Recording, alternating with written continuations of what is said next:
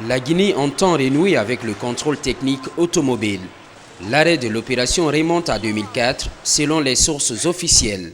Ce manquement est de nature à peser négativement sur la sécurité routière. Conséquence, la fréquence des accidents de la circulation. En Guinée, selon les études réalisées avec l'appui de l'Organisation mondiale de la santé, l'OMS, les accidents sur la voie publique représentent plus de 77% des cas de traumatisme. Les principales victimes sont des conducteurs, 26%, et les passagers, 26%. L'évolution vers un parc en bon état ne peut qu'être favorable à la sécurité routière. Les chiffres font froid dans le dos durant les 15 dernières années. Les récents états généraux de la sécurité routière n'ont pas encore permis de réduire considérablement les accidents de la circulation. L'État guinéen et l'Union européenne mettent les bouchées doubles pour assainir le parc automobile à travers le contrôle technique.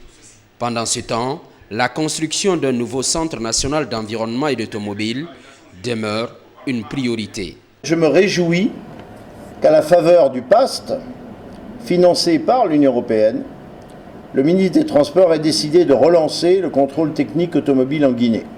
Pour aider le gouvernement guinéen et le ministère des Transports à réussir cette relance, l'Union européenne a décidé de financer à hauteur de 2,5 millions d'euros la construction, l'équipement et l'assistance technique d'un centre moderne pour le contrôle technique des véhicules.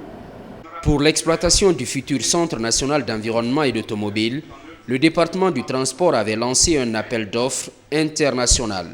Un opérateur privé est enfin recruté. Après la mise à disposition des installations, la SGS sera chargée de l'exploitation du centre à travers l'exercice du métier de contrôle technique pour les véhicules légers et puis pour les véhicules, les poids lourds. La relance du contrôle technique automobile va permettre de lutter contre le monopole, un facteur qui aurait occasionné la descente aux enfers par manque d'investissement massif dans le secteur. La volonté est affichée au sommet de l'État par un décret du 3 novembre 2017 portant réglementation des contrôles techniques des véhicules automobiles.